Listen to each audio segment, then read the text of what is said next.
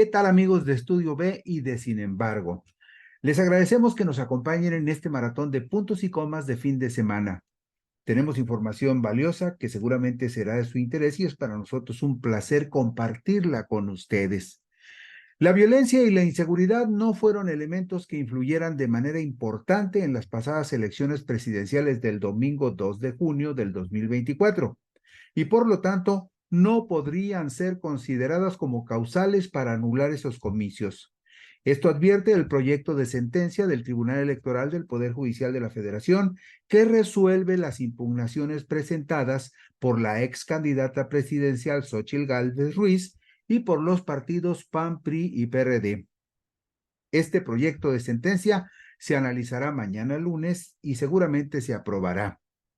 El Tribunal Electoral también concluye que AMLO y gobernadores no influyeron en el resultado electoral, al tiempo que considera infundados e inoperantes los argumentos del uso indebido de programas sociales y la coacción del voto de la ciudadanía por parte del gobierno federal y del partido Morena. La virtual presidenta electa de México, Claudia Sheinbaum Pardo, puso en pausa su posible reunión con el presunto ganador de la gubernatura de Jalisco, Jesús Pablo Lemus Navarro, de Movimiento Ciudadano, y argumentó que no lo recibirá, ni a él ni al actual mandatario de esa entidad, también del Partido Naranja, Enrique Alfaro Ramírez, hasta que el Tribunal Electoral del Poder Judicial de la Federación resuelva si su victoria es legítima o si se anulan los comicios en Jalisco y se convoca a elecciones extraordinarias. Estos son algunos de los temas que compartiremos con ustedes en este maratón de puntos y comas de fin de semana. Les agradecemos mucho su interés, su atención y ojalá que la información les resulte útil. Muchas gracias.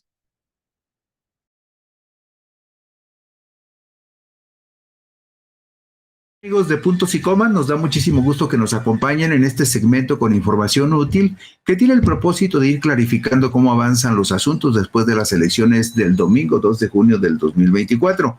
Ustedes seguramente ya tienen una idea muy clara de que al cerrar esta quincena, muy probablemente se va a hacer la declaratoria de presidenta electa en favor de Claudia Sheinbaum Pardo, porque incluso el proyecto para calificar la elección ya está en la página de internet del Tribunal Electoral y en ese proyecto de sentencia se desestiman las impugnaciones que formularon Xóchitl Gálvez y también los partidos PAN, PRI y PRD por separado. Pero más allá de eso, hay otros temas que quedaron pendientes después de los comicios del domingo 2 de junio que tendrán que resolverse también en el mes de agosto. Resulta que, agobiados por la violencia y la inseguridad, en 3 municipios de Chiapas no se pudieron realizar elecciones para renovar ayuntamientos el domingo 2 de junio del 2024. Por esa razón, el Consejo General del Instituto Nacional Electoral aprobó por unanimidad el pasado jueves 18 de julio el plan integral y el calendario de coordinación del proceso electoral local extraordinario para elegir a las personas integrantes de los ayuntamientos de los siguientes municipios. El municipio que se llama Capitán Luis Ángel Vidal, el municipio de Chicomucelo y el municipio de Panteló, todos los 3 municipios del estado de Chiapas, en donde va a haber una elección extraordinaria el domingo 25 de agosto del 2024. Domingo 25 de agosto del 2024, elección extraordinaria en 3 municipios de Chiapas, Luis Ángel Vidal, Chicomucelo y Panteló, donde no pudo realizarse la elección el domingo 2 de junio por razones de inseguridad. La consejera Dania Rabel Cuevas, presidenta de la Comisión de Vinculación con Organismos Públicos Locales, anunció las tareas de coordinación formal con el Instituto de Elecciones y Participación Ciudadana de Chiapas para la realización de los comicios extraordinarios. El Instituto Nacional Electoral, en colaboración con el Instituto de Elecciones de Chiapas, garantizará los derechos políticos electorales de 43,343 personas que integran la lista nominal de esos 3 municipios. Esto dijo la consejera Rabel Cuevas y explicó que de existir las condiciones políticas, sociales y de seguridad, se van a instalar en esos 3 municipios 79 casillas electorales para llevar a cabo las elecciones extraordinarias. Y mire usted, en la diapositiva 3 vemos en el mapa de Chiapas más o menos en qué situación geográfica están ubicados estos 3 municipios. Usted ve, por ejemplo, esa manchita azul en el mapa de Chiapas representa el municipio de Capitán Luis Ángel Vidal. Más arriba ve usted una manchita amarilla y ahí es donde está geográficamente ubicado el municipio de Panteló. Y finalmente vemos en color rosa el espacio territorial en el estado de Chiapas que ocupa el municipio de Chicomucelo. En esos 3 municipios va a haber una elección extraordinaria para elegir alcaldes el domingo 25 de agosto del 2024. Y en la diapositiva número 4 vemos qué es lo que se va a elegir en esos 3 municipios. Vemos, por ejemplo, por supuesto, en los 3 se van a elegir presidentes municipales. En los 3 también se eligen sindicaturas. ¿Qué son las sindicaturas? Bueno, el síndico en un ayuntamiento es como el abogado del gobierno municipal. Es el que representa y asesora jurídicamente al ayuntamiento y el que hace los trámites de carácter jurídico en representación del ayuntamiento. Por eso las sindicaturas son tan importantes. Bueno, pues en los 3 municipios se van a elegir un síndico de mayoría también. Y son municipios diferentes porque en Capitán Luis Ángel Vidal se van a elegir 3 regidores de mayoría y 2 de representación proporcional. Es un ayuntamiento muy pequeñito porque estamos viendo que además del alcalde y el síndico, que son 2, hay 3 regidores de mayoría para un total de 5, más 2 de representación proporcional para un total de 7. Es un municipio muy pequeño. En el caso de Chicomucelo, también se elige un alcalde, un síndico, pero aquí se eligen 5 regidores de mayoría relativa y 3 regidores de representación proporcional. Lo mismo sucede exactamente en el municipio de Panteló, pero aún así son municipios pequeños, 5 y 3, 8, el síndico 9 y el alcalde 10. Son municipios muy pequeños. Eso es exactamente lo que usted ve en pantalla, lo que se va a elegir y por lo que se va a votar el domingo 25 de agosto del 2024.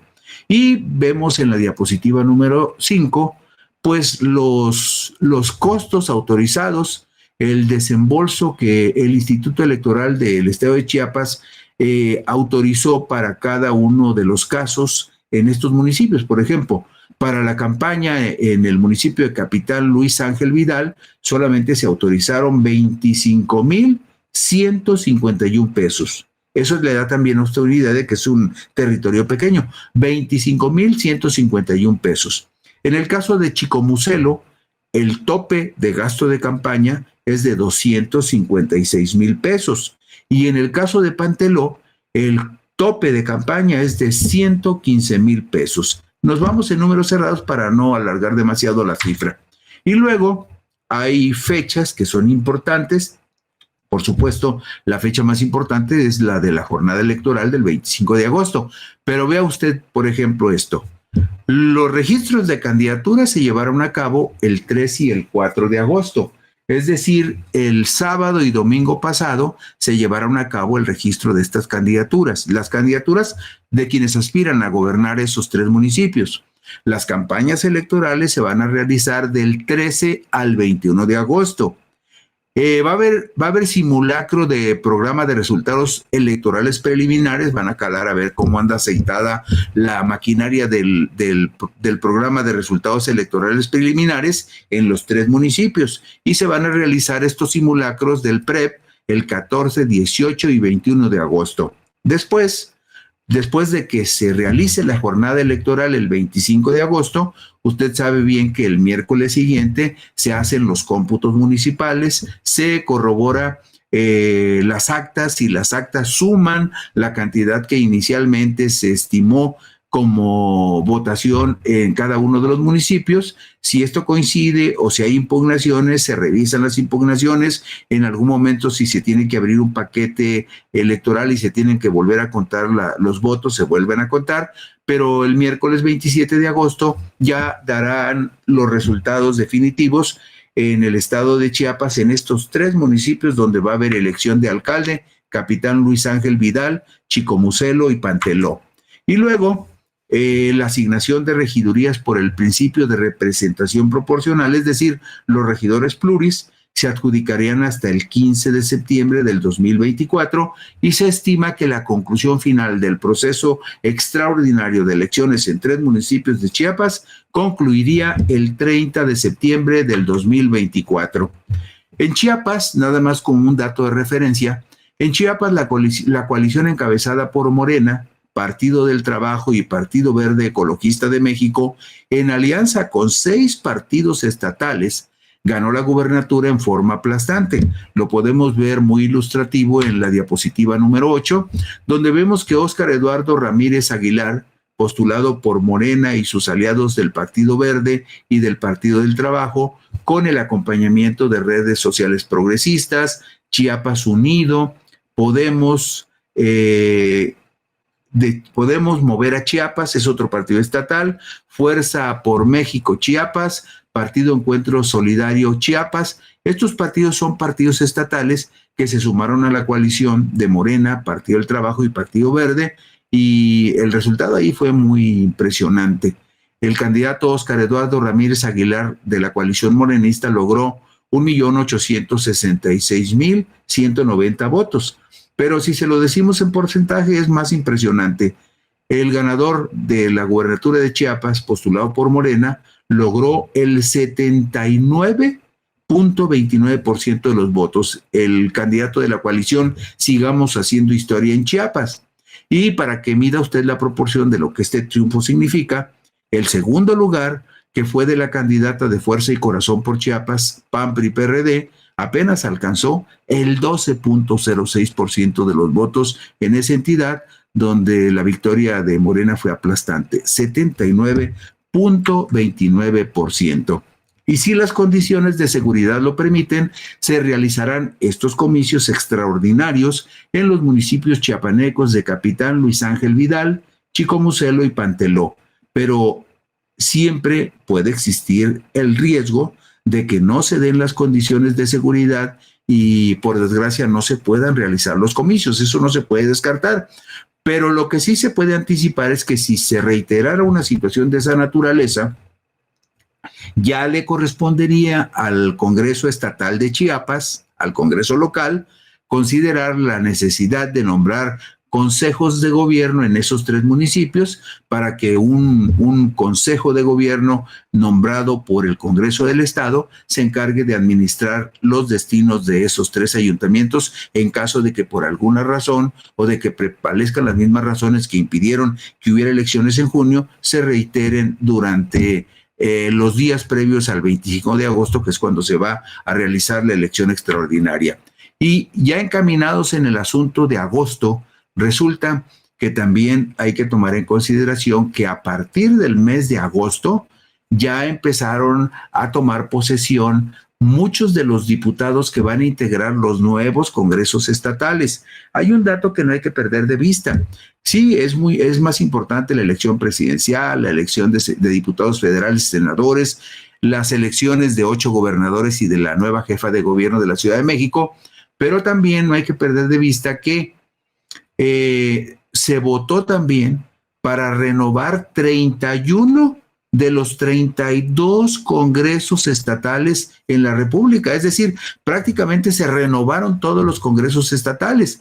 Y aquí vemos en esta tabla, que usted podrá ver con más detalle en el momento que lo desea, porque va a quedar en el video, pues en el mes de agosto, nada más en agosto, hay cambios. Ya hubo cambio, por ejemplo, en Baja California ya empezaron a trabajar los nuevos diputados estatales el 1 de agosto, pero el 18 de agosto se renueva el Congreso de Nayarit, el 30 de agosto los nuevos diputados locales de Tlaxcala empiezan a trabajar en su Congreso y el 31 de agosto en Baja California Sur. Y luego vemos en esta tabla cuáles congresos iniciarán funciones en el mes de septiembre. Chihuahua, Ciudad de México, Durango, Nuevo León, Yucatán. Todos esos empezarían el 1 de septiembre. El 3 de septiembre se renovaría la Cámara de Diputados de Quintana Roo, el 5 de septiembre Hidalgo y Estado de México, el 7 habrá nuevo Congreso en Zacatecas, el 13 habrá nuevo Congreso, 13 de septiembre habrá nuevo Congreso en Guerrero, el 14 de septiembre en San Luis Potosí, el 15 se renovará el Congreso en Aguascalientes y Michoacán, el mero 15 de septiembre, fíjese usted, el día del grito.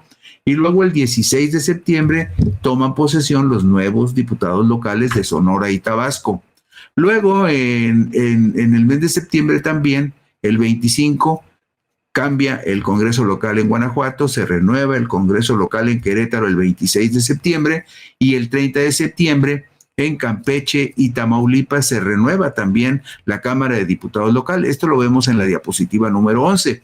Y en el mes de octubre, también en el mes de octubre, el día 1 de octubre, entran en funciones los nuevos diputados locales de Colima, Chiapas y Sinaloa, y el 2 de octubre se renueva la Diputación Local de Morelos. Y finalmente, en el mes de noviembre, se renueva el 1 de noviembre el Congreso de Jalisco, se renueva el 5 de noviembre el Congreso de Veracruz, el 13 hay cambio total de diputados en Oaxaca y el 15 de noviembre en el estado de Puebla. El único estado de la República en donde no hubo renovación de Congreso estatal fue el estado de Coahuila, pues se votó por diputados locales en junio del 2023. Es decir, en el 2023 se renovó la Cámara de Diputados de Coahuila y fue el único de los 32 estados del país donde no se renovó la Cámara de Diputados estatal. Y mire usted, vea, en este mapa de la diapositiva número 12, ahí vemos con toda claridad donde está el circulito rojo, que Coahuila fue el único estado donde no se renovó el Congreso y todos los demás estados finalmente tendrán Cámara de Diputados nueva a partir del mes de agosto y hasta renovar totalmente los congresos en el mes de noviembre. Y, por supuesto, también ya empezaron los cambios de presidentes municipales, porque también en el caso de los presidentes municipales es la información que luego se va quedando por ahí en un segundo plano, pero también se votó en 30 estados de la República para renovar a los alcaldes en esos 30 estados del país. Y bueno, el primer cambio ya se dio, ya tomaron posesión los nuevos alcaldes en el estado de Tlaxcala el 1 de agosto. Pero luego otros estados renovarán toda la nomenclatura de alcaldes en el mes de septiembre. El 1 de septiembre en Michoacán y Yucatán, el 5 de septiembre hay nuevos alcaldes en todos los municipios de Hidalgo, el 10 de septiembre se renuevan todos los alcaldes de Chihuahua, el 15 de septiembre en Zacatecas, el 16 de septiembre en Sonora, van a marchar muchos el 16 de septiembre. Y luego en septiembre 17 se renuevan los alcaldes en Nayarit y vemos también que en el caso de Baja California Sur, que tiene los municipios de Mulegé, Loreto, Comondú, La Paz y Los Cabos, se renuevan escalonadamente los alcaldes 25, 26, 27, 28 y 29 de septiembre. Y el 30 de septiembre hay nuevos alcaldes en toda Baja California, en Guerrero, Nuevo León y Quintana Roo. Y vemos que en el caso en octubre, por ejemplo, el 1 de octubre toman posesión los nuevos alcaldes de Campeche, Chiapas, Ciudad de México. En Ciudad de México son alcaldes, en el resto del estado, bueno, en el resto del país son presidentes municipales, pero también se les llama alcaldes indistintamente. Entonces, el 1 de octubre hay cambio de presidentes municipales y alcaldes en Campeche, Chiapas, Ciudad de México, Jalisco, Querétaro, San Luis Potosí y Tamaulipas. El 5 de octubre cambia a alcaldes en Tabasco, en Guanajuato hay nuevos alcaldes a partir del 10 de octubre y el 15 de octubre hay nuevos alcaldes en Aguascalientes, Colima y Puebla. Son muchos datos, pero finalmente las personas que nos ven han estado insistiendo, oiga, ¿y cuándo es el cambio de Congreso y el cambio de alcaldes? Y bueno, de acuerdo a la entidad donde vive cada quien, la información de cuándo se van a dar los cambios de diputados y alcaldes, pues son importantes para las personas que viven en esos estados. Por eso los mencionamos todos y ahí está la tabla, incluso la pueden ustedes revisar cuando quieran volver a ver el video y ya detienen el video ahí en la tabla que a ustedes les interesa particularmente. En noviembre cambian todos los alcaldes en Sinaloa. El 5 de diciembre es el cambio de todos los presidentes municipales en el Estado de México y los últimos en tomar posesión hasta el 1 de enero del 2025, son los presidentes municipales en Coahuila, en Morelos y en Oaxaca. Y de la misma manera, como le decíamos en el caso de diputados, en el caso de los diputados solamente quedó fuera de la renovación de congresos el estado de Coahuila, pero en el caso de los alcaldes, en Veracruz y en Durango no se votó para nuevos alcaldes, nuevos presidentes municipales. ¿Por qué? Porque en Veracruz y en Durango hubo elección de presidentes municipales en el 2022 y esos presidentes municipales terminarán su periodo el año próximo, en el 2025. Entonces, fueron los dos únicos estados donde no hubo elección de nuevos presidentes municipales y nada más 2 estados de 30 no renovaron presidentes municipales. Y nada más como pilón para cerrar, porque siempre queda la duda, bueno, ¿y los gobernadores? Ahí lo tiene usted en pantalla en la diapositiva 15. En Guanajuato es el primero que cambia gobernador. El 26 de septiembre habrá nueva gobernadora en Guanajuato. Después, en octubre, el 1 de octubre, por ejemplo, asume la nueva gobernadora de Morelos, el nuevo gobernador de Tabasco y el nuevo gobernador de Yucatán. Esos 3 entran el 1 de octubre. El 5 de octubre, Clara Brugada asume su cargo como nueva jefa de gobierno en la Ciudad de México. Y finalmente, en diciembre, toman posesión el día 1 de diciembre la nueva gobernadora de Veracruz. El 6 de diciembre, si no sucede algo extraño en Jalisco y algo así como que se anulen los comicios y se convoque a una elección extraordinaria, si no sucediera eso, algo que está dentro de las hipótesis y los supuestos, el nuevo gobernador o gobernadora en Jalisco tendría que tomar posesión el 6 de diciembre. En el caso de Chiapas, el nuevo gobernador entra el 8 de diciembre y finalmente en Puebla habrá nuevo gobernador a partir del 14 de diciembre. Y con eso terminamos hoy el recorrido geográfico que dimos por toda la República aquí en Puntos y Comas. Mañana por aquí nos encontraremos si ustedes lo desean. Gracias, buenas noches, descansen.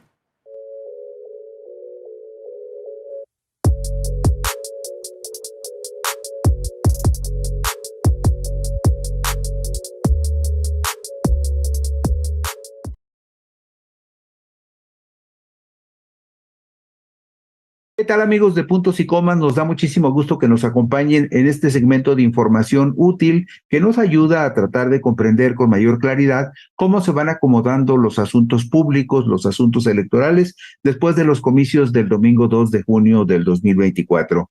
La próxima semana es una semana muy importante por 2 razones, porque finalmente el Instituto Nacional Electoral y el Tribunal Electoral del Poder Judicial de la Federación ya anunciaron que el miércoles 14 van a emitir el dictamen para la calificación de la elección presidencial y también para un día después, el 15 de agosto, para el 15 de agosto, jueves 15 de agosto, se haría la declaratoria formal de presidenta electa en favor de Claudia Sheinbaum Pardo.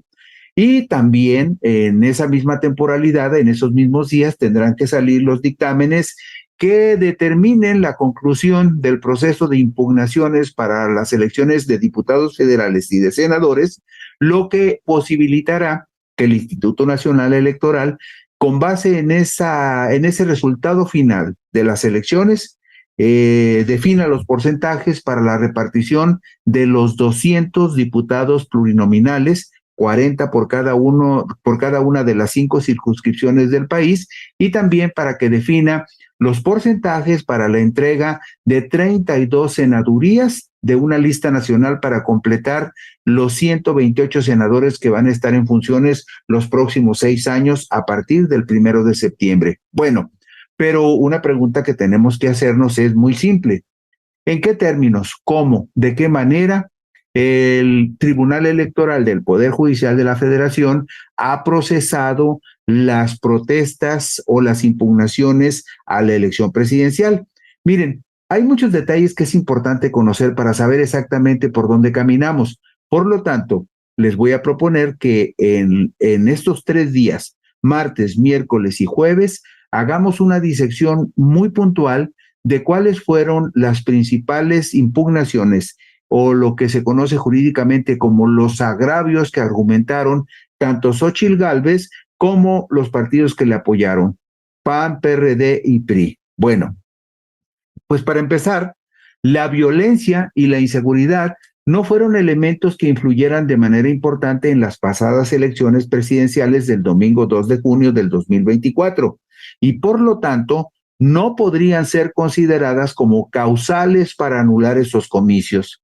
Esto lo advierte el proyecto de sentencia formulado por los magistrados integrantes de la Comisión Especial de la Sala Superior del Tribunal Electoral del Poder Judicial de la Federación, Felipe de la Mata Pizaña y Felipe Alfredo Fuentes Barrera, en el proyecto de sentencia que resuelve las demandas presentadas por la ex candidata presidencial de la coalición Fuerza y Corazón por México, Xóchitl Gálvez, y también las impugnaciones presentadas por los partidos PAN, PRI y PRD. Este proyecto de sentencia ya está en el sitio oficial del Tribunal Electoral. Usted lo puede ver, se mete a la página del tribunal, ahí hay un micrositio exclusivo para la calificación de la elección presidencial y ahí puede usted encontrar el dictamen completo para verlo en detalle. Por lo pronto, nosotros le decimos que este proyecto de sentencia que acumula el juicio para la protección de derechos políticos electorales promovido por Gálvez Ruiz y los juicios de inconformidad formulados por PAN, PRI y PRD será analizado y en su caso aprobado por el Pleno de la Sala Superior del Tribunal Electoral del Poder Judicial de la Federación el próximo miércoles 14 de agosto del 2024, como paso previo a la declaración de validez de la elección presidencial y la declaración de presidenta electa de los Estados Unidos mexicanos en favor de la morenista Claudia Sheinbaum Pardo. Es decir, esta comisión, integrada por 2 magistrados, es la que presentará esta propuesta de sentencia, esta iniciativa de sentencia, para resolver los 3 juicios que están pendientes antes de hacer la calificación de la elección presidencial. Y en la diapositiva número 3 vemos nosotros, en la diapositiva 3, que el 17 de junio del 2024, el Pleno de la Sala Superior del Tribunal Electoral del Poder Judicial creó y nombró una comisión especial integrada por los magistrados Felipe de la Mata Pizaña y Felipe Alfredo Fuentes Barrera, que es la que va a dictaminar las impugnaciones a la elección presidencial del pasado 2 de junio. Ustedes pueden ver ahí a los 2 integrantes de esta comisión, Felipe de la Mata Pizaña y Felipe Alfredo Fuentes Barrera. Esos 2 magistrados son los que presentarán esta iniciativa de dictamen en el cual ellos desestiman que exista alguna causal lo suficientemente documentada y fundamentada como para que la elección presidencial pudiera anularse. De hecho, ya está este dictamen que tendrá que ser analizado, discutido y votado el día 14 y lo más probable es que se vote, si bien no estamos seguros que vaya a ser por unanimidad, por lo menos será por mayoría. El documento, elaborado y firmado por los magistrados de la Mata Pizaña y Fuentes Barrera, advierte lo siguiente. Este es el primer párrafo de ese proyecto de sentencia. Dice lo siguiente: sentencia que se dicta con motivo de las demandas presentadas por Xóchitl Gálvez y el PAN, PRD y PRI, en el sentido de declarar improcedente la primera de ellas, es decir, la sentencia declara improcedente la impugnación de Xóchitl porque considera que la actora carece de interés jurídico y se declara infundada la pretensión de Xóchitl. Carece de interés jurídico para promover este juicio en defensa de los derechos políticos electorales, de sus derechos políticos electorales. Dice el tribunal, no somos la instancia para decidir o analizar un juicio de esta naturaleza y por lo tanto lo declaramos improcedente. Porque además, Xóchitl Gálvez no pide en su en su recurso jurídico, en su impugnación, no pide la anulación de la elección presidencial. Ella dice, yo nada más quiero que quede constancia de que López Obrador cometió un montón de violaciones a la ley y que eso se pondere en el momento en que se dicte la sentencia final en este juicio para la protección de mis derechos político-electorales. Pero le dice el tribunal, no somos la instancia en este momento para un juicio de esa naturaleza y por lo tanto se le declara improcedente porque Xóchitl carece de interés jurídico en un juicio de este tipo. Y además desechan completamente por infundados las pretensiones de nulidad de la elección que manifestaron en sus dos juicios de inconformidad, por un lado el PAN y el PRD y por otra vertiente el PRI. Y miren ustedes, en la diapositiva número 5 tenemos la oportunidad de ver la carátula del documento que va a estar a discusión el próximo miércoles 14, y ahí vemos que acumula los juicios para la protección de derechos políticos promovido por Gálvez Ruiz y los juicios de inconformidad promovidos por PAN, PRI y PRD. Y dice, se desecha la demanda presentada por Xóchitl Gálvez Ruiz por carecer de interés jurídico. Se declara infundada la pretensión de nulidad de la elección presidencial de los Estados Unidos mexicanos. Y luego hace una serie de consideraciones y, por ejemplo, dice al final de esta carátula del proyecto de sentencia, dice, Xóchitl Gálvez Ruiz carece de interés jurídico y por lo tanto su demanda es improcedente, pues de forma expresa señala que su pretensión no es la nulidad de la elección presidencial, además de que no hace valer agravio alguno para demostrar una afectación a sus derechos. Y bueno, esto es en general lo que decide la Comisión Especial del Tribunal Electoral, que reúne en un mismo dictamen la resolución del juicio para la protección de derechos políticos de Xóchitl Gálvez y también los juicios de inconformidad que promovieron de manera separada PAN y PRD y PRI por una tercera vía. Y miren, es importante que veamos en detalle lo que se establece con respecto a los criterios que se deben analizar para declarar nula una elección presidencial. Si vemos la diapositiva número 6, en la diapositiva número 6 está una explicación muy concisa y dice lo siguiente, eso está en el dictamen.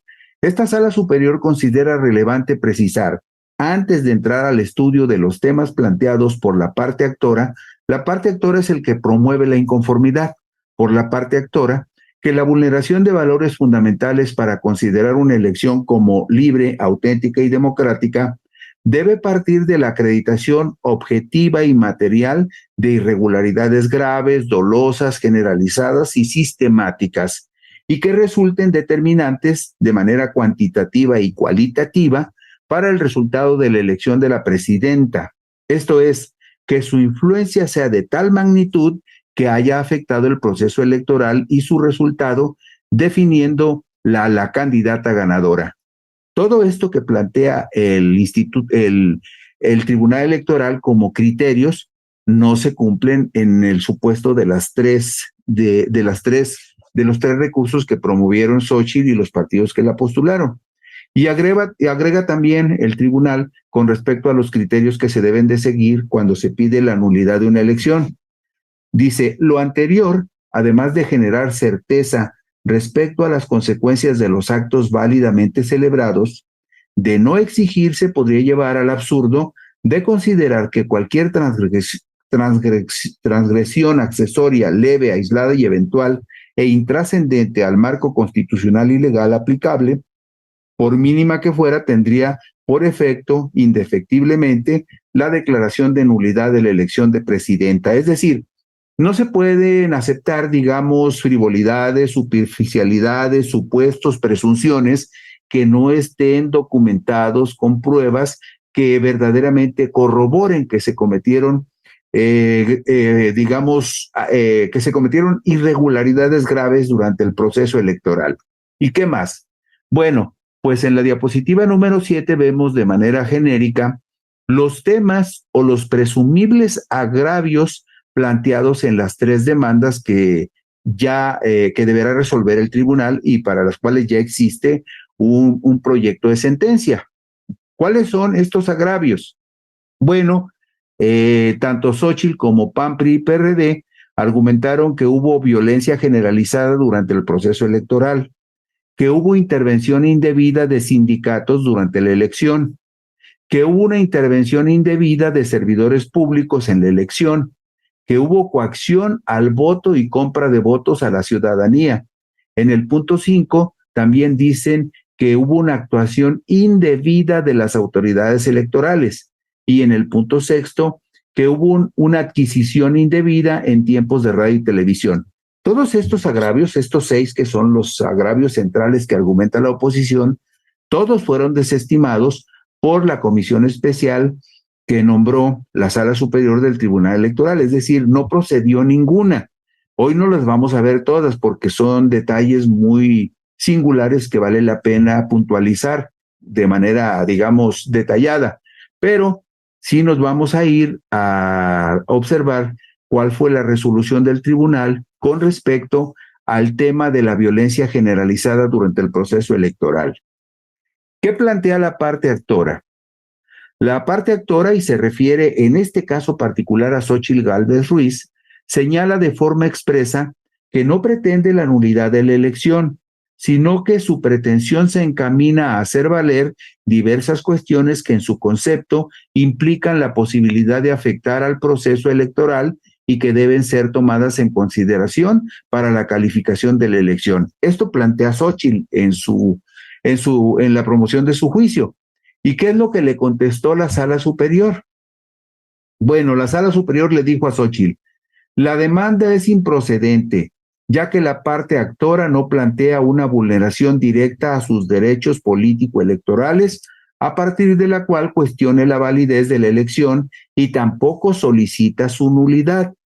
La voluntad de la actora, en este caso Xóchitl, es expresa cuando señala que no solicita la nulidad de la elección en la que participó, y de la demanda no se advierte argumento alguno que tienda a demostrar la existencia de situaciones que, a su consideración, pudieran poner en entredicho sus derechos. Es decir, de entrada, el tribunal le dice a Xóchitl: oye, Xóchitl, pues no encontramos en la promoción de tu juicio para la defensa de tus derechos político-electorales que durante el proceso se hubiera violado alguno de esos derechos. Vamos a la siguiente diapositiva.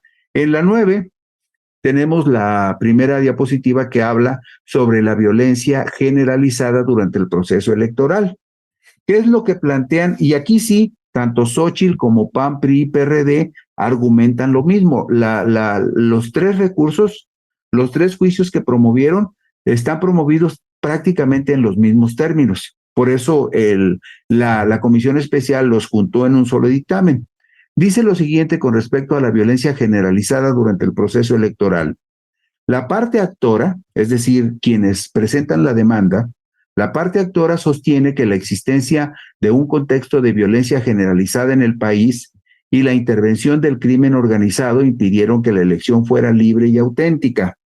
Para acreditarlo, presenta exclusivamente 652 vínculos electrónicos, en su mayoría notas periodísticas, y expone una serie de manifestaciones sobre supuestos hechos contextuales de violencia generalizada, violencia electoral en procesos electorales anteriores y su aumento exponencial en los últimos años. Además, en la demanda se habla del establecimiento de patrones reiterados en determinadas entidades federativas, la existencia de tales hechos en el proceso electoral actual y su impacto en los principios rectores del proceso electoral. A esto se refieren las quejas de la oposición con respecto a la violencia generalizada. ¿Y qué le contestó el Tribunal Electoral? Bueno, el Tribunal Electoral les dijo lo siguiente: son infundados los planteamientos expuestos por la parte actora para su pretensión de nulidad de la elección presidencial a partir de la supuesta existencia de un contexto de violencia generalizada en todo el país o de incidencia del crimen organizado en la elección de la presidenta. Lo anterior, dice el tribunal, lo anterior porque del conjunto de elementos aportados, consistentes exclusivamente en vínculos electrónicos que sustancialmente contienen notas periodísticas, no es posible desprender aspectos contextuales o específicos que soporten su narrativa con respecto a que el resultado de la elección de la presidenta responde o es consecuencia de la existencia de una situación de violencia generalizada o de incidencia del crimen organizado. Es decir, el tribunal desecha por improcedentes y por infundadas las afirmaciones de la oposición de que hubo violencia generalizada en el proceso. En la diapositiva número 10 vemos el complemento de la argumentación que hace la autoridad electoral. Dice la autoridad electoral: en el caso del análisis de los elementos contextuales expuestos, no se advierte que algún hecho de violencia o irregularidad asociada a la delincuencia organizada haya tenido un impacto en las condiciones de realización de la elección, dado que de las 170,182 casillas que el Instituto Nacional Electoral previó instalar para la elección concurrente, se instaló el 99.85%, es decir, solo 52 casillas no fueron instaladas en todo el país. Esto dice el tribunal. Y agrega lo siguiente: si bien se observa que en esta elección, en comparación con las dos elecciones presidenciales anteriores, aumentaron las casillas no instaladas, ya que en la elección del 2018 se reportó la instalación del 99.90% de las casillas, en donde 16 casillas no fueron instaladas, mientras que en la elección del 2012 se instaló el 99.99% de las casillas, lo que resultó en 2 casillas no instaladas. Este aumento en las casillas no instaladas no representa un crecimiento significativo que pusiera en riesgo la elección de la presidenta, pues como se refirió, se pudo instalar el 99.85% de las casillas. Dice lo que dice el Tribunal Electoral es de 170,182 casillas, solamente no pudieron instalarse 52 casillas. Y le doy un dato muy concreto. Hay 3 municipios de Chiapas donde va a haber elección extraordinaria. En esos 3 municipios de Chiapas se van a instalar más casillas que las 52 que no se instalaron en todo el país. Y bueno, el punto final de la argumentación del tribunal para desechar la queja presentada por la oposición de que la violencia y el crimen organizado afectaron el resultado de la elección es lo siguiente. Dice el Tribunal Electoral: del total de personas con derecho a voto en los comicios del 2 de junio del 2024, participó el 61.04% de la lista nominal de electores, por lo que no se advierte una variación significativa con respecto a los anteriores procesos electorales, ya que entre el año 2000 y el 2018 la votación osciló entre el 58 y el 64% de la votación en promedio. En consecuencia, no hay bases para afirmar que en la elección presidencial exista una situación que afecte la participación ciudadana, la organización electoral, y menos aún que la misma fuera motivada por cuestiones vinculadas a la violencia política o a la incidencia del crimen organizado. Y como ustedes pueden ver, el Tribunal Electoral hace una serie de ponderaciones donde le dice a Xóchitl Gálvez, al PAN, al PRI, al PRD, pues no tiene sustento su petición de nulidad de la elección presidencial por esta causal de violencia política y crimen organizado, porque a juicio del tribunal no incidió de manera importante o terminante para modificar el resultado de los comicios. Mañana veremos otros aspectos de los agravios que la oposición planteó al tribunal con respecto a la elección presidencial para pedir su nulidad y que, como les decía al principio, fueron desechados por la Sala Superior del Tribunal Electoral. Mañana veremos esos detalles. Por lo pronto les agradezco su atención. Descansen y mañana por aquí nos vemos.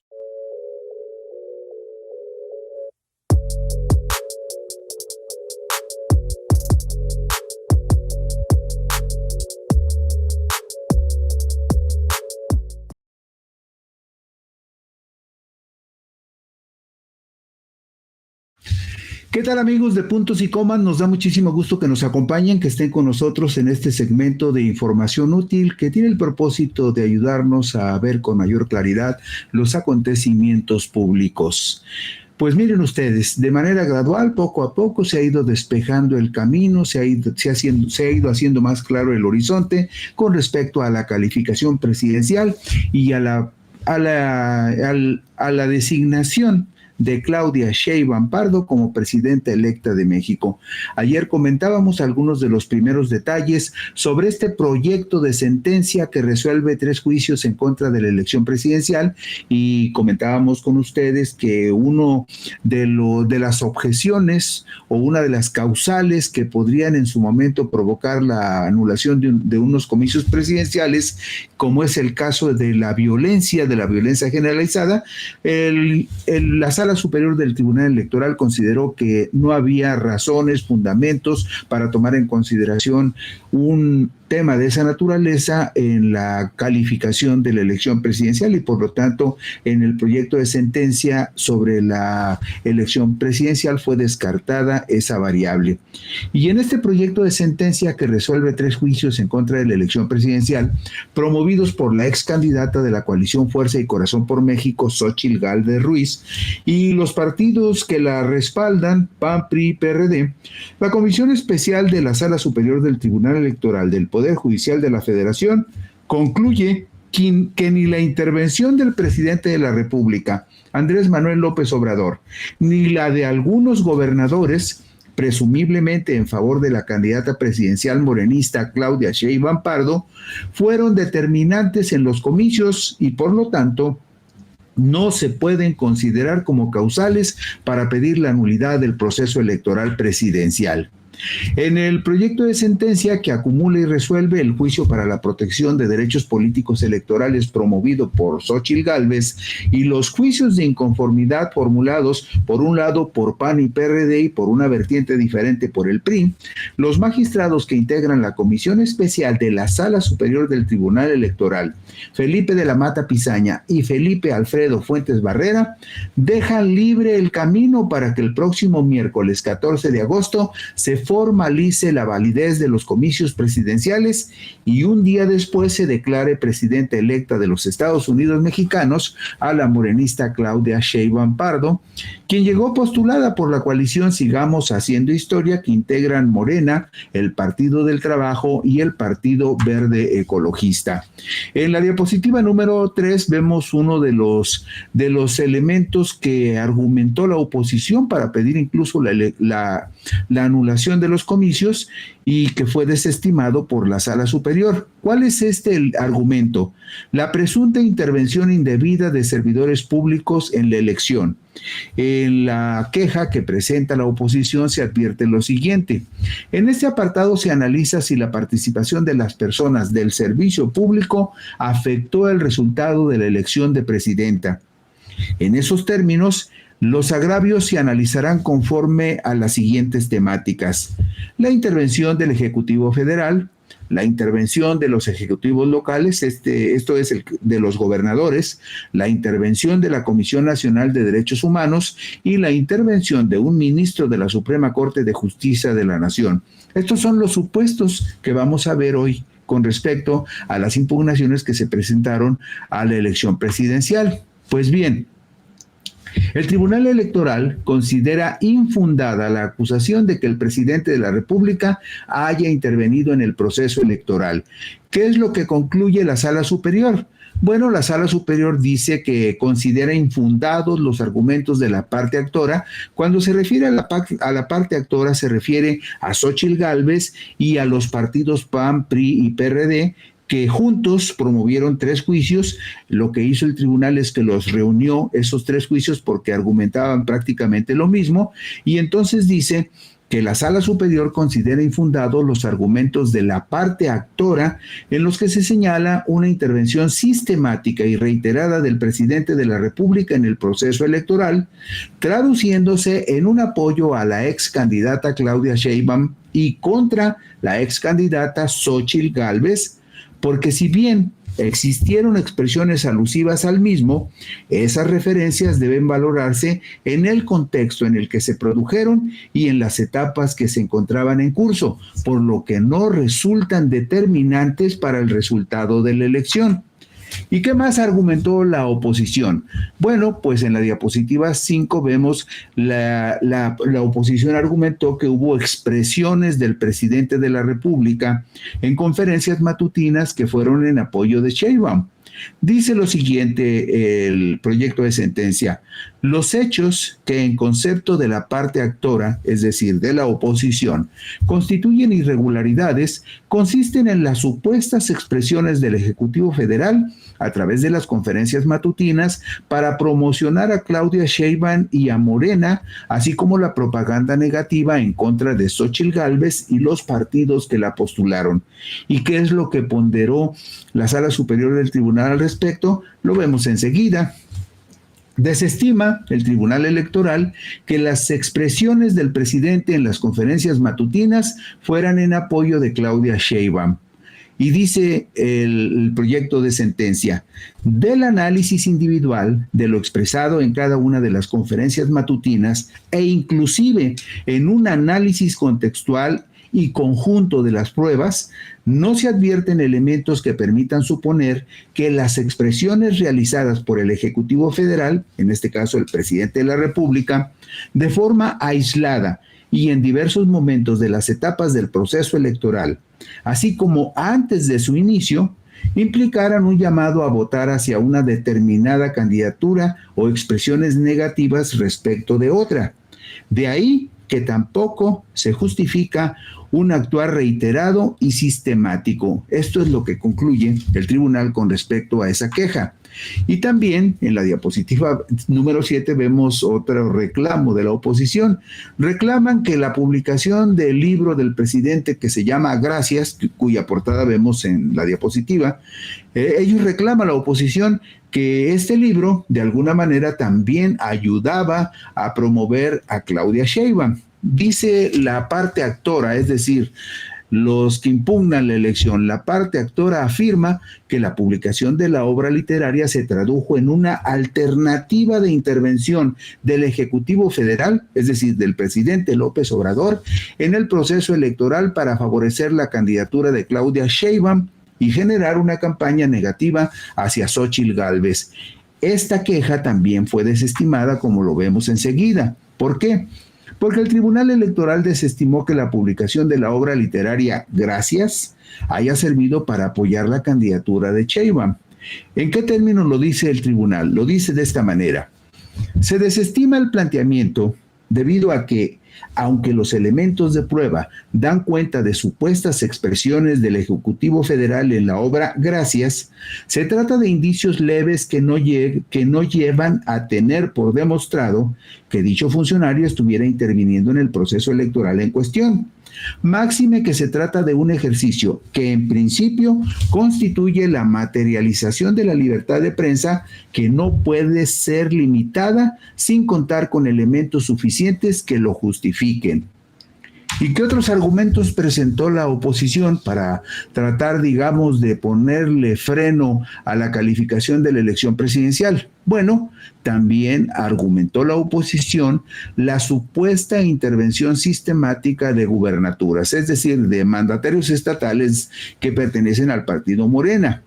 Bueno, dice el proyecto de sentencia: la parte promovente, es decir, la oposición, refiere que 13 titulares de los poderes ejecutivos locales vulneraron los principios de imparcialidad, neutralidad y equidad en la contienda, al utilizar su investidura y recursos públicos de manera sistemática y reiterada para influir en el proceso electoral federal en apoyo a Claudia Sheinbaum. Esa es la queja, esa es una de las quejas que presentaron. ¿Y cómo lo resolvió el tribunal? Bueno, pues el Tribunal Electoral considera infundada la supuesta intervención sistemática de gobernadores en favor de Claudia Sheinbaum. Lo vemos en la siguiente diapositiva en los términos en los que fue expuesto el argumento del tribunal. Dice lo siguiente: esta sala superior determina que, al margen de algunas referencias por parte de las gubernaturas hacia Claudia Sheinbaum, no se acredita la injerencia sistemática y reiterada en la elección en los términos que hace valer la parte promovente. Al respecto del análisis al contenido de las publicaciones de las gubernaturas, se advierte que su emisión fue espontánea y en su mayoría dan cuenta de las actividades que desarrollaron en el ámbito político, pues refieren a designaciones o eventos que realizó el partido político de cuyas filas emanaron, en este caso Morena, en días inhábiles y sin que las personas servidoras públicas tuvieran una participación activa. De esta manera, el tribunal dice, no, tampoco procede esa queja de la supuesta intervención sistemática de gobernadores en favor de Sheinbaum. También reclamó la oposición el uso indebido del Centro Nacional de Inteligencia. ¿Para qué? Bueno, la parte promovente denuncia que elementos del gobierno federal llevaron a cabo actos de violencia e intimidación en contra de Xóchitl Gálvez, derivados de la vigilancia de su casa de campaña y equipo, lo que actualizó una vulneración a su privacidad y a su derecho a ser votada en condiciones de igualdad y libertad, así como a la integridad del proceso electoral. La presunción no se acredita, dice el tribunal, esta presunción no se acredita y lo explica así. Al efecto de las 6 notas periodísticas y 3 publicaciones en redes sociales aportadas por la parte actora, esto es decir, pruebas aportadas por Xóchitl, PAN, PRI, PRD, notas periodísticas, 6 notas periodísticas y 3 publicaciones en redes sociales, con base en la observación de esas pruebas que presentó la oposición, el tribunal, este órgano jurisdiccional, considera que no se acredita el uso del Centro Nacional de Inteligencia para intimidar a la entonces candidata Xóchitl Gálvez. También argumentó la oposición la supuesta intervención de la Comisión Nacional de Derechos Humanos. ¿Y qué dijo la oposición con respecto a este supuesto? Bueno, la parte promovente menciona que durante el proceso electoral, la Comisión Nacional de Derechos Humanos difundió 2 informes cuyo contenido consistió en promoción electoral a favor de la entonces candidata Claudia Sheinbaum, los cuales fueron retomados por medios de comunicación y generaron un impacto a nivel nacional, sumado a que los informes en sí mismos constituyen un uso indebido de recursos públicos. Deben desestimarse los planteamientos de la parte promovente, dice el tribunal con respecto a esta queja, deben desestimarse los planteamientos de la parte promovente, dado que aun cuando los informes implicaron una intromisión indebida en la materia electoral y en la competencia de las autoridades electorales, es decir, la Comisión Nacional de Derechos Humanos interfirió, se metió, invadió áreas de competencia de autoridades electorales, pero, dice el tribunal, lo cierto es que las conductas cesaron de inmediato sin que la parte promovente aportara elementos para determinar un impacto en el proceso electoral federal, aunado a que no se demostró el beneficio a ninguna candidata u opción política en específico. Y también se le reclamó a la candidata oficial la supuesta intervención de un ministro de la Suprema Corte de Justicia. Ya saben ustedes a quién se refieren, porque la parte promovente, la oposición que se quejó sobre el proceso electoral presidencial, la parte promovente aduce la intervención de Arturo Fernando Saldívar Lelo de la Rea, en su calidad de ministro de la Suprema Corte de Justicia de la Nación, para posicionar a Claudia Sheinbaum. Esto derivado de una entrevista con Ciro Gómez Leiva. Asimismo, afirma la oposición que previo a la renuncia del ministro a la Suprema Corte, está demostrada una intervención activa y reiterada del entonces ministro en la campaña de la mencionada ciudadana, es decir, la campaña de Claudia. ¿Y qué respondió el Tribunal Electoral a esta queja?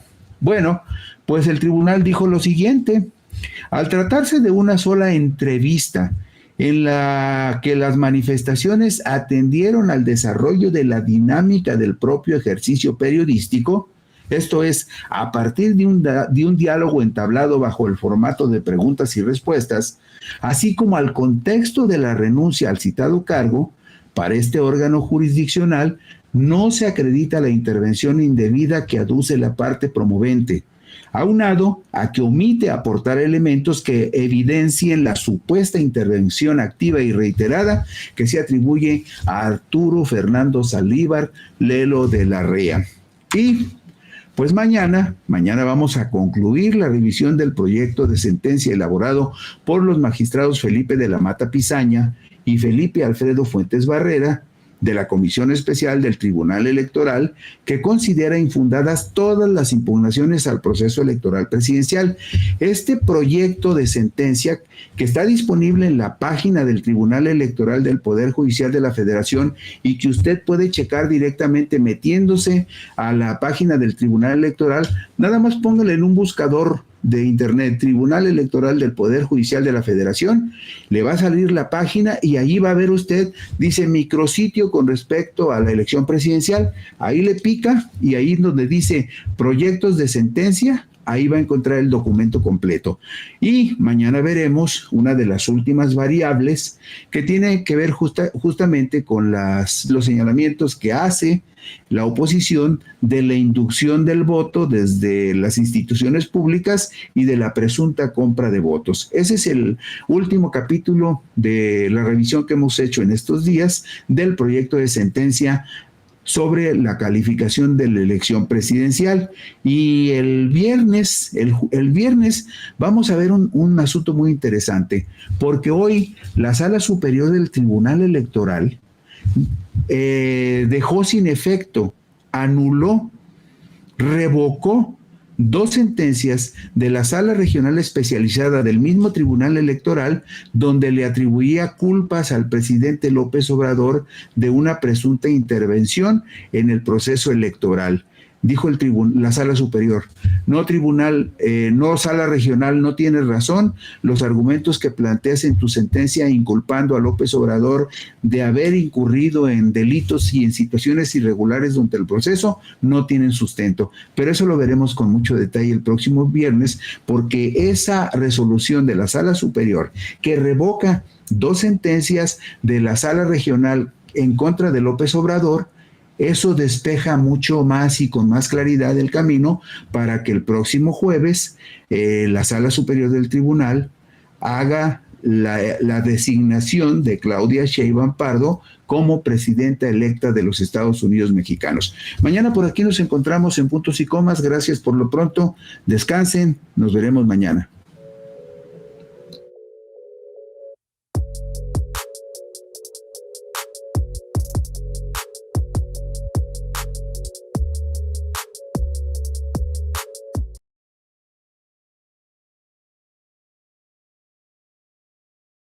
¿Qué tal, amigos de Puntos y Comas? Nos da muchísimo gusto que nos acompañen en este segmento de información útil que pretende explicar cómo se acomodan las cosas después de los comicios y cómo se mueven los asuntos en el ámbito público. Usted seguramente escuchó hace un momento que en la Sala Superior del Tribunal Electoral del Poder Judicial de la Federación resolvió más de 200 impugnaciones a la votación de la elección presidencial. Concluye que no hay modificaciones en el resultado en lo estadístico. ¿Por qué? Pues porque las impugnaciones que se promovieron con el propósito de anular casillas no prosperaron y entonces no hay cambios sustanciales en este asunto. Pero hay otros asuntos que están en proceso y de acuerdo con lo que trascendió hoy en el Tribunal Electoral, entre el lunes y el miércoles, lunes 12, miércoles 14, tendrán que resolverse los asuntos más fuertes para dejar claramente consolidado el espacio para que a más tardar el jueves se le dé su nombramiento, su constancia de presidenta electa de los Estados Unidos mexicanos a Claudia Sheinbaum Pardo. Pero mientras eso sucede, hay 3 juicios muy importantes que tendrán que analizarse, como le decimos a usted, entre el lunes y el miércoles. Esos 3 juicios son juicios presentados, un juicio para la protección de sus derechos político-electorales que promovió Xóchitl Gálvez, otro juicio de inconformidad que promovieron juntos PAN y PRD, y un segundo juicio de inconformidad que promovió el Partido Revolucionario Institucional. Ese dictamen ya está, el el proyecto de sentencia ya está en la página del Tribunal Electoral. Usted se mete a la página del Tribunal Electoral y ahí va a encontrar un micrositio donde está toda la información con respecto a las principales impugnaciones que se le han hecho al proceso. Y ahí está ya también el proyecto de dictamen que hemos estado compartiendo con ustedes desde el martes pasado hasta hoy. Pues bien, son infundados e inoperantes los argumentos de nulidad encaminados a demostrar el uso indebido de programas sociales y la coacción del voto de la ciudadanía durante los comicios del pasado domingo 2 de junio del 2024. Esto se advierte en el proyecto de sentencia elaborado por la Comisión Especial de la Sala Superior del Tribunal Electoral de la Federación, del Poder Judicial de la Federación, que resuelve las impugnaciones contra la elección presidencial.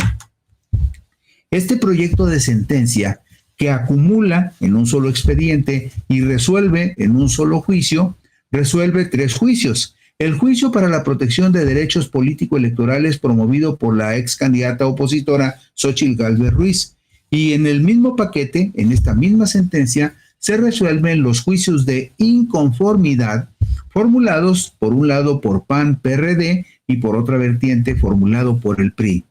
Y también en este proyecto de sentencia se considera que carece de sustento jurídico la pretensión del Partido del Sol Azteca de que se anulen algunas casillas que podrían aportar votos para tratar de sumar el porcentaje del 3% de los sufragios captados en todo el país para conservar su registro como partido político nacional.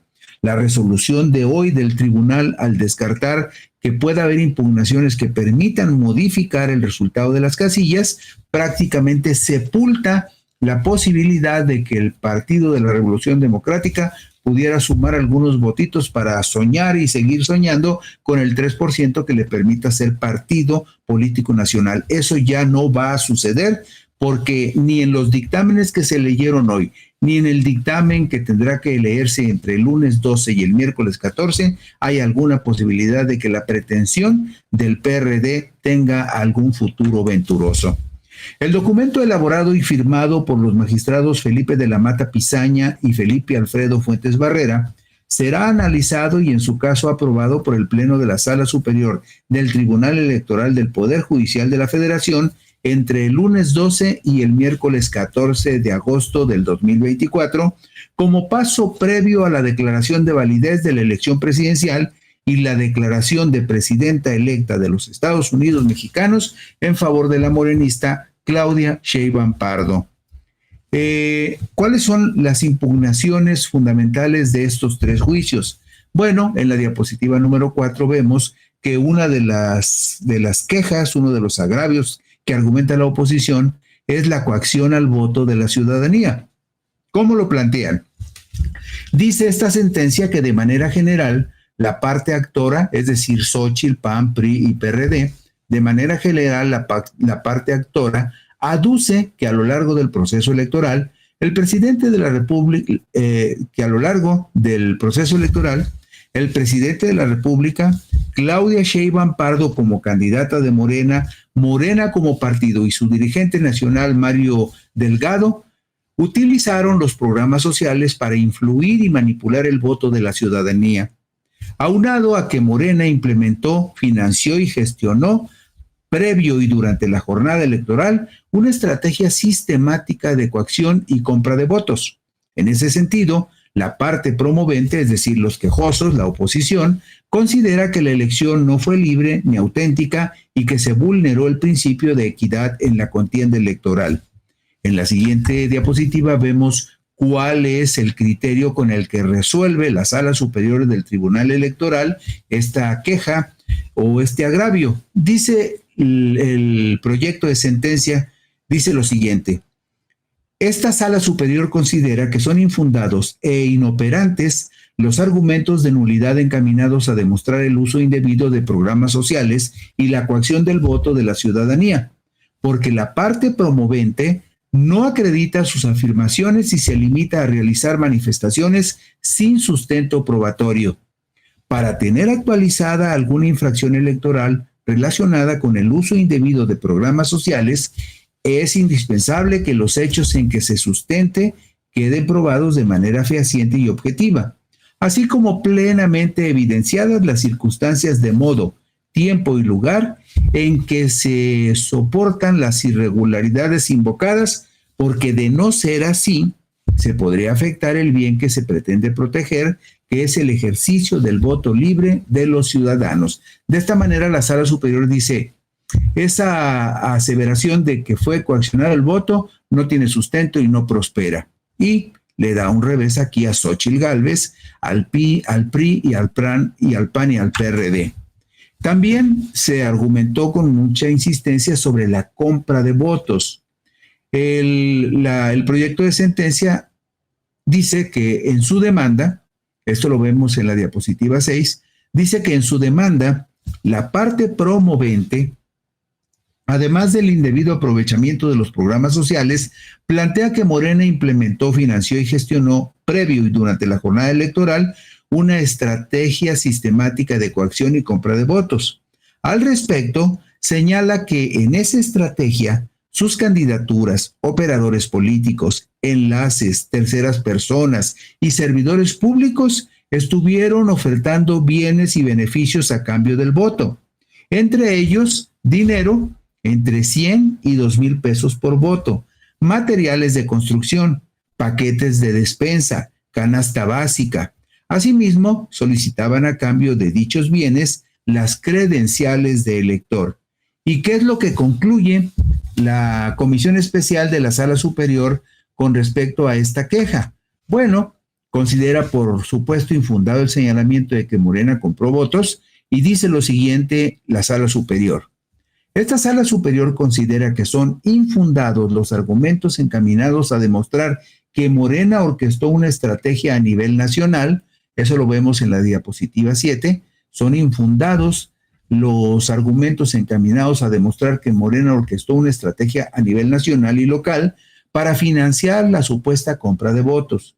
En esencia, porque las pruebas aportadas por la parte promovente son insuficientes para demostrar objetivamente, incluso de forma indiciaria, ese hecho.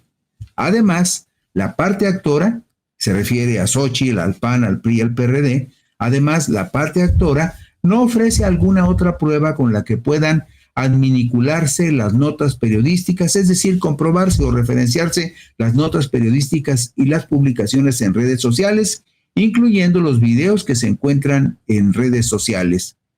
Desestima esta afirmación. Y también, por supuesto, se quejan la oposición en esos 3 juicios a los que nos referimos del actuar indebido de autoridades electorales. ¿Cómo lo plantea la oposición? Lo plantea de la siguiente manera. La parte promovente aduce que el proceso electoral estuvo caracterizado por la inestabilidad, por la falta de certeza y crisis institucional en las autoridades electorales, misma que se ejemplifica con los siguientes puntos. 1. El deficiente actuar de la Unidad Técnica de lo Contencioso Electoral del Instituto Nacional en la integración e investigación de los procedimientos especiales sancionadores. 2. La indebida integración de la Sala Superior. Y tercero, la intervención parcial, constante y reiterada de la presidenta del INE. Me imagino que se refieren a asuntos que ellos consideran que les perjudicaba. Bueno, pues ¿cómo lo resuelve la Sala Superior del Tribunal? En el proyecto de sentencia, que como le decimos tendrá que discutirse y aprobarse entre el lunes 12 y el miércoles 14, la resolución que considera infundada la acusación sobre el actuar indebido de autoridades electorales dice lo siguiente: esta Sala Superior considera que son infundados e inoperantes porque las premisas en las que basan sus agravios no demuestran un indebido actuar o las irregularidades que señalan de las autoridades electorales, ni que se hubiese trastocado el principio de certeza en perjuicio del desarrollo del proceso electoral.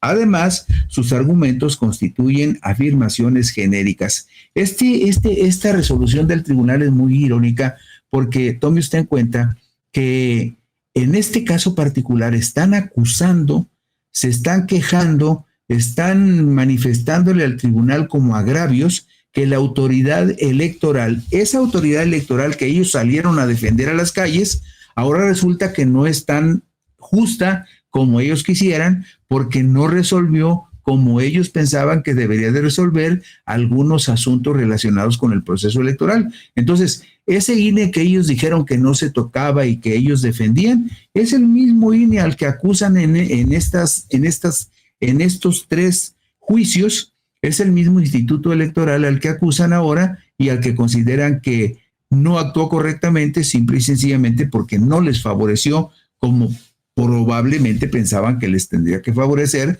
después de que ellos salieron a la calle a defenderlo. Bueno, pues en la diapositiva 10 tenemos otro caso que hoy se resolvió de manera parcial. ¿Por qué? Irregularidades en los cómputos distritales. El PRD, recuerde que el PRD y el PAN presentaron un juicio juntos, un juicio de inconformidad juntos. En ese juicio de inconformidad, el PRD aduce que se actualiza la causal de nulidad previsto en el artículo 75, numeral 1, inciso F, el artículo 75 de la Ley de Medios de Impugnación, para ser más concretos, toda vez que existieron inconsistencias en la captura de los votos obtenidos en las mesas directivas de casilla, generando variaciones en los datos consultables por la ciudadanía, lo que en su concepto vulneró el principio de certeza jurídica. Este reclamo prácticamente queda sin efecto desde hoy, al validar el pleno de la Sala Superior del Tribunal que la votación que hubo el 2 de junio no tiene por qué modificarse porque no se comprueba ninguna irregularidad que obligue a modificar el cómputo. Pero desde este dictamen, desde este proyecto de sentencia, ya se desestima que tenga algún futuro la petición del PRD, porque en la diapositiva 11 vemos que la Sala Superior dice lo siguiente: el agravio resulta inoperante porque no señala cómo la supuesta manipulación alteró las actas. Además, es infundado ya que el partido actor, en este caso el PRD, hace valer como una causal de nulidad de toda la elección presuntos errores en el cómputo en cada uno de los consejos distritales, pero ello corresponde a irregularidades que en todo caso el PRD debió hacer valer en el cómputo efectuado en la sede administrativa mediante la solicitud de una nueva diligencia o bien en la impugnación de cada cómputo distrital y respecto de los resultados obtenidos en las casillas correspondientes. Y fíjese usted, en la siguiente diapositiva vemos que la pretensión de nulidad de la votación recibida en casillas se argumenta de esta manera. La parte actora, en este caso particular el PRD, argumenta que se debe de anular la votación recibida en diversas mesas directivas de casilla conforme a lo siguiente. Inciso A, error y dolo en el cómputo de los votos. Inciso B, violencia generalizada durante la jornada electoral.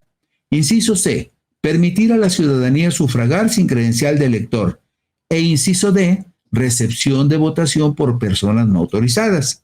Finalmente, la parte actora, es decir, en este caso específico el PRD, expone que la intervención constante del presidente de la República durante las conferencias mañaneras vulneró los principios de neutralidad, imparcialidad y equidad en la contienda al favorecer exclusivamente a Morena, el Partido Verde Ecologista de México y el Partido del Trabajo.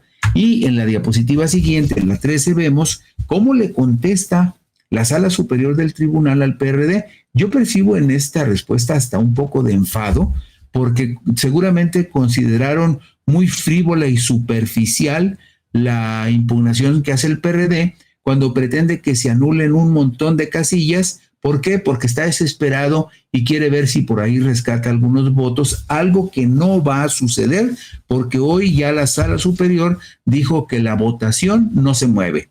Bueno, la respuesta en este proyecto de sentencia que se va a discutir entre el lunes y el miércoles dice lo siguiente: a juicio de esta sala, es la diapositiva número 13, a juicio de esta sala, la pretensión de la parte actora consiste en que se anule la votación recibida en diversas mesas directivas de casilla por las causas precisadas, sin que en forma alguna exponga planteamientos sobre la nulidad total de la elección. Los planteamientos de la parte actora son inoperantes porque tienen como finalidad que se ajuste la votación para conservar su registro como partido político nacional, pues de forma expresa señala que al corregir las irregularidades que se reclaman, al PRD se le asignarían los votos que le corresponden, los cuales alcanzan el porcentaje requerido por la norma para seguir conservando su registro. Esto no va a pasar, no va a conservar su registro porque ya es un hecho consumado que el tribunal tiene un criterio muy específico de que no va a aumentar la votación del PRD y de que la votación que se recibió en urnas el 2 de junio no se va a modificar. Y también se argumenta entre los agravios de estos 3 juicios la adquisición indebida de tiempo en radio y televisión, lo que también es una necedad porque finalmente no hay forma de que esto suceda. El problema jurídico por resolver, dice el proyecto de dictamen, es determinar si la celebración de conferencias matutinas del Ejecutivo Federal implicaron una adquisición indebida de tiempos en radio y televisión. Y por supuesto, se considera que es un agravio infundado y el tribunal lo plantea de esta manera. Esta sala superior considera inoperantes los argumentos encaminados a demostrar que en la celebración de las mañaneras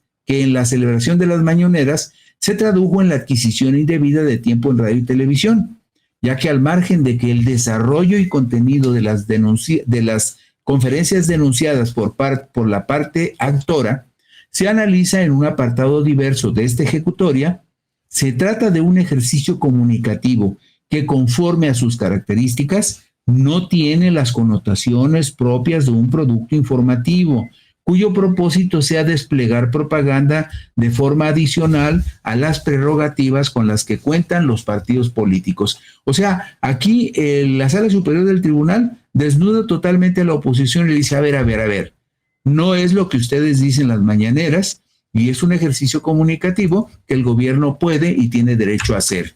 Bueno, pues este proyecto de sentencia, firmado por los magistrados de la Mata Pizaña y Fuentes Barrera, será analizado y en su caso aprobado por el Pleno de la Sala Superior del Tribunal Electoral entre el lunes 12 y el miércoles 14 de agosto del 2024. Un día después, el jueves 15 de agosto, el Tribunal Electoral tiene programado entregar su constancia de presidenta electa de los Estados Unidos mexicanos a la morenista Claudia Sheinbaum Pardo. Y de esta manera concluimos hoy el análisis de lo medular de los 3 juicios que tendrán que resolverse la próxima semana, 3 juicios que son así como los juicios más importantes en las impugnaciones de la elección presidencial, y nos referimos a un juicio para la protección de derechos políticos electorales promovido por Xóchitl Gálvez Ruiz y a 2 juicios de inconformidad formulados entre PAN, PRD y PRI. Y con esto concluimos hoy Puntos y Comas. Mañana por aquí nos encontraremos. Buenas noches.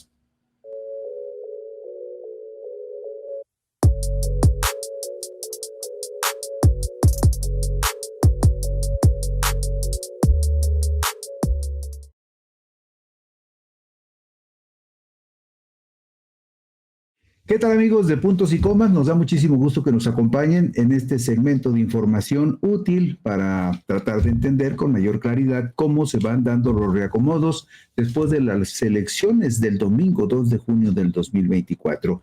Y han sucedido cosas interesantes que tienen que ver con la cuestión electoral, pero también con la cuestión política y con hechos que tendrán inevitablemente un desenlace interesante. Ustedes saben que durante esta semana, la virtual presidenta electa de México, Claudia Sheinbaum Pardo, se reunió con los mandatarios de las 32 entidades del país y con los ganadores de las contiendas por 8 gubernaturas y por la jefatura de gobierno de la Ciudad de México. Pero hizo una excepción.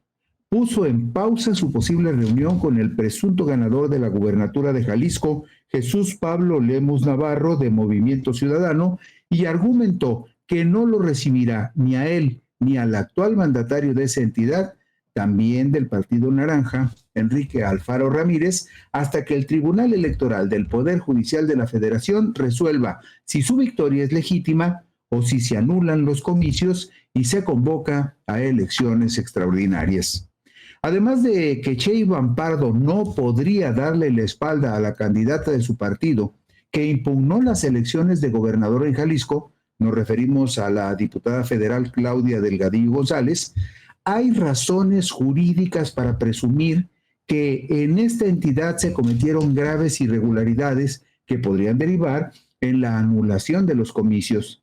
Hay otro factor que compromete la pretendida victoria de Lemus Navarro, el presunto ganador de los comicios en Jalisco. Es el candidato que obtuvo el porcentaje más reducido de votación entre el primero y el segundo lugar, de menos del 5%, una de las condiciones básicas que se requieren para analizar los juicios de inconformidad que pretendan la nulidad de elecciones estatales. Eso es la que establece la ley. Una de las condiciones es para impugnar, para promover un juicio de inconformidad con respecto a una elección y pedir su nulidad, es que por lo menos se dé, una de las primeras premisas es que la distancia entre el primero y el segundo lugar sea menor de 5 puntos porcentuales. Y ese primer dato se cumple en el caso de Jalisco. De las 9 entidades en las cuales hubo elecciones para renovar al titular del Poder Ejecutivo, hay 5 en las cuales no existen impugnaciones en curso, como son los casos de Tabasco, Chiapas, Puebla, Ciudad de México y Yucatán. Además, en estos 5 casos, las diferencias entre el primero y el segundo lugar son suficientes para evitar los riesgos de la nulidad. Si vemos la diapositiva número 4, vamos a ver algo muy interesante. Los porcentajes, pero también las proporciones de diferencia que se dieron en algunos estados. Por ejemplo, todos sabemos que en el estado de Tabasco, Morena ganó no solo con facilidad, sino que ganó con mucha amplitud. Pero pocos seguramente teníamos claro que la diferencia entre Javier May Rodríguez y Juan Manuel Fósil Pérez, quien quedó en segundo lugar, es de 73.61%. 73.61% la diferencia entre el primero y el segundo lugar. En el caso de Chiapas, donde ganó el morenista Óscar Eduardo Ramírez Aguilar a Olga Luz Espinosa Morales, la diferencia entre el primero y el segundo lugar es de 67.23%. Y en Puebla ya la diferencia es más razonable. Alejandro Armenta Mier ganó con una diferencia de 26.71% sobre Eduardo Rivera. Clara Marina Brugada Molina derrotó a Santiago Tahuada Cortina en Ciudad de México con una diferencia de 13.06%. 2 dígitos por encima de 2 dígitos, suficiente para que quedara clara la superioridad de la candidata de Morena, en tanto que en Yucatán, donde Morena y sus aliados le arrebataron la gubernatura al Partido Acción Nacional y a sus aliados, bueno, pues allí, en ese caso particular, la diferencia fue de 9.32%.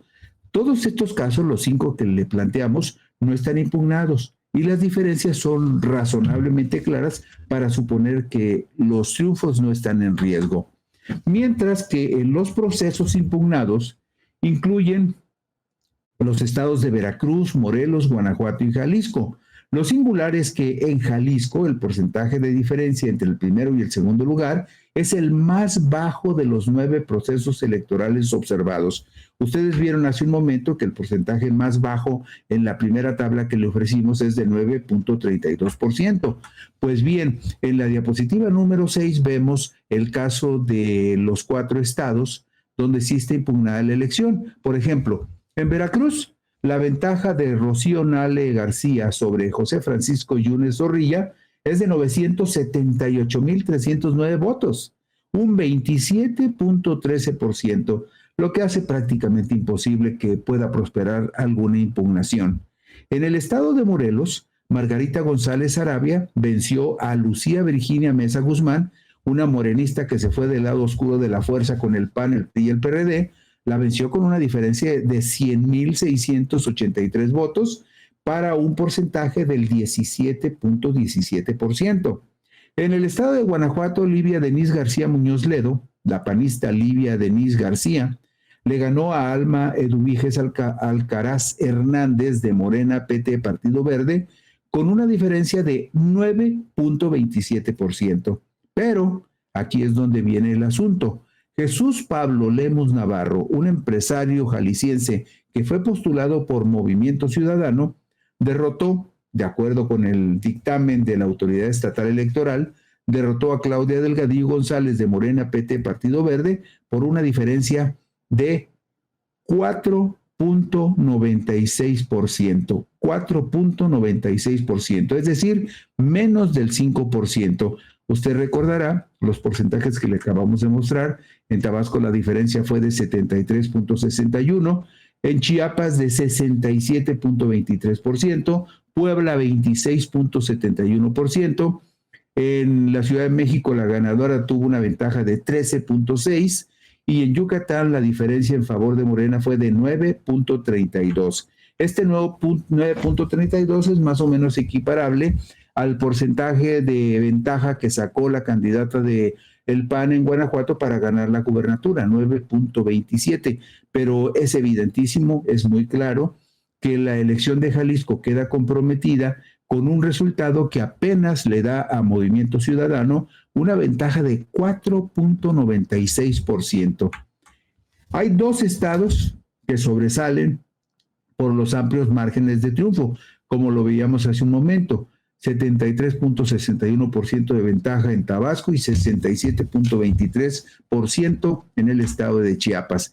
Y lo vemos en ese orden. En la diapositiva 8 vemos cómo Javier May pues tiene 777.498 votos de ventaja. Imposible que puedan impugnar eso. En la diapositiva número 9 tenemos a Óscar Eduardo Ramírez Aguilar con una ventaja también muy grande del 67.23%. Después, en el estado de Puebla, la diapositiva siguiente, la número 10, en Puebla también la ventaja de Alejandro Armenta Mier con 1.902.669 votos, 59.52% de la votación contra 32.81% de su rival de la coalición panista, Eduardo Rivera, pues no tiene nada que objetar en este caso. Vemos también en particular que Clara Marina Brugada saca una votación de 2.888.097 votos, el 51.90%, contra el 38.84% de Santiago Taboada, que tiene 2.161.591 votos. En el caso de la diapositiva 12, vemos el caso de Yucatán. Ahí estuvo cerrada la votación porque fue un 51.48% contra un 42.16%, pero 9.32% es suficiente para que no pueda prosperar una impugnación en el triunfo de Joaquín Jesús Díaz Mena. En el extremo opuesto hay dos entidades en manos de la oposición en los cuales sus candidatos a la gubernatura tuvieron magros márgenes. Guanajuato, de administración panista, con 9.27 de ventaja entre primero y segundo lugar, y Movimiento Ciudadano, en donde el candidato naranja del mismo partido que está en el gobierno tuvo una diferencia de 4.96. Y vemos gráficamente en la diapositiva 14, vemos cómo Rocío Nale García saca 2.124.130 votos contra 1.145.821 votos. Imposible que prospere cualquier impugnación en este caso. Lo mismo en la diapositiva número 15, vemos que la diferencia de Margarita es de 100,000 votos por lo menos, 280,751 votos de Margarita González Arabia, la morenista, contra 180,068 votos de Lucía Mesa, es decir, 47.87% contra 30.70%, 100,000 votos, y en este caso estamos hablando de 17.77 puntos más o menos de ventaja. 17.17% de ventaja. En el caso de la nueva gobernadora de Guanajuato, pues el triunfo es claro, la diferencia es muy apretada, pero las impugnaciones no parece que vayan a tener buen fin. Ya hubo una resolución del Tribunal Estatal Electoral y ahora la última resolución está en manos de la Sala Superior del Tribunal Electoral del Poder Judicial de la Federación. Pero pareciera que la victoria de Livia Denise García Muñoz Ledo no tiene mayores riesgos también en el estado de Guanajuato. Pero hay una cosa que es muy importante. Le costó muchísimo trabajo al PAN, PRI, PRD ganar la gubernatura. Y no pierda usted de vista una cosa. En el estado de Guanajuato, que es el principal bastión de la derecha en el país, Morena ganó también allí las 2 senadurías de mayoría relativa, algo que era impensable hace 3 o 6 años. Entonces, el resultado, aunque favorece a la candidata PAN, PRI, PRD, también muestra ya una declinación en el poder de la derecha en el estado de Guanajuato. Y lo que le decíamos para empezar, Pablo Lemus tiene 1.626.941 votos, el 43.17% contra el 38.21% de Claudia Delgadillo González del partido Morena. Es el porcentaje más bajo de triunfo que obtuvo candidato alguno en los 9 estados donde hubo elecciones para renovar el poder ejecutivo. Y no hay que perder de vista que aquí gobierna el partido Movimiento Ciudadano con Enrique Alfaro Ramírez. El artículo 78 bis de la Ley General del Sistema de Medios de Impugnación, en materia electoral, por supuesto, establece que las elecciones federales y locales serán nulas por violaciones graves, dolosas y determinantes, y dichas violaciones deberán acreditarse de manera objetiva y material. Se presumirá que las violaciones son determinantes, escuche usted, se presumirá que las violaciones son determinantes cuando la diferencia entre la votación obtenida entre el primero y el segundo lugar sea menor al 5%. Es decir, si Morena logra probar que en Jalisco se violaron algunos de los principios esenciales de la función electoral, ya con este requisito previo de que la diferencia es apenas de menos 5%, hay posibilidades jurídicamente sustentadas de que esa elección pueda ser anulada. Explica el referido precepto jurídico lo siguiente: se entenderá por violaciones graves aquellas conductas irregulares que produzcan una afectación sustancial a los principios constitucionales en la materia y pongan en peligro el proceso electoral y sus resultados. Se calificarán como dolosas aquellas conductas realizadas con pleno conocimiento de su carácter ilícito, llevadas a cabo con la intención de obtener un efecto indebido en los resultados del proceso electoral. Advierte el mismo artículo 78 bis de la Ley General del Sistema de Medios de Impugnación en materia electoral que en caso de nulidad de la elección, se convocará a una elección extraordinaria en la que no podrá participar la persona sancionada. Si en el caso de Jalisco se fundamenta bien la impugnación, se anula la elección y como el beneficiario de estas irregularidades es indudablemente Jesús Pablo Lemus, probablemente Pablo Lemus no pueda volver a ser candidato en una elección extraordinaria. Y finalmente, hay suficientes evidencias de que en los comicios realizados en Jalisco el domingo 2 de junio del 2024 se violaron los principios rectores de la función electoral. Hay un criterio de la Sala Superior del Tribunal Electoral que la violación de los principios rectores de la función electoral se pueden considerar faltas graves que hacen susceptible la nulidad de una elección. Y en el caso de los comicios en Jalisco, los comicios para la gubernatura de Jalisco, se violaron los principios rectores de la función electoral, que son la certeza, la legalidad, la independencia, la imparcialidad, la máxima publicidad y la objetividad. Es decir, las razones para anular una elección no dependen solamente de que se anulen algunas casillas y se pueda modificar el cómputo total de los votos. No, hay una razón de mayor calidad que es la interpretación que pueda hacer la Sala Superior sobre la violación de los principios constitucionales que son rectores de la función pública electoral y que son los que le acabamos de mencionar: certeza, legalidad, independencia, imparcialidad, máxima publicidad y objetividad. Aquí las cantidades pasan a segundo término porque prevalece la interpretación cualitativa de la elección. Estas son razones suficientes para que el Tribunal Electoral del Poder Judicial de la Federación anule estas elecciones plagadas de irregularidades. Además, el Instituto Nacional Electoral tendría que considerar la remoción de la consejera presidenta del Instituto Electoral y de Participación Ciudadana de Jalisco, Paula Ramírez, y ejercer su facultad de atracción para asumir la organización y la realización de elecciones extraordinarias confiables en el estado de Jalisco.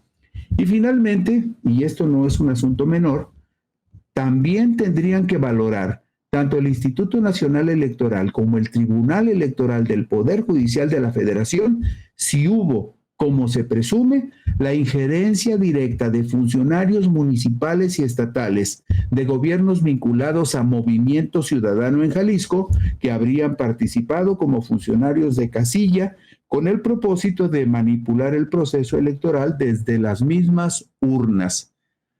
Todo esto explica con toda claridad por qué la virtual presidenta electa de la República, Claudia Sheinbaum Pardo, no aceptó reunirse en el transcurso de la semana ni con Pablo Lemus Navarro, el presunto ganador de la gubernatura en Jalisco, ni con el gobernador de Jalisco, Enrique Alfaro Ramírez, porque los dos podrían estar involucrados en lo que los morenistas califican como un proceso plagado de irregularidades que podría derivar en la anulación de las elecciones en Jalisco.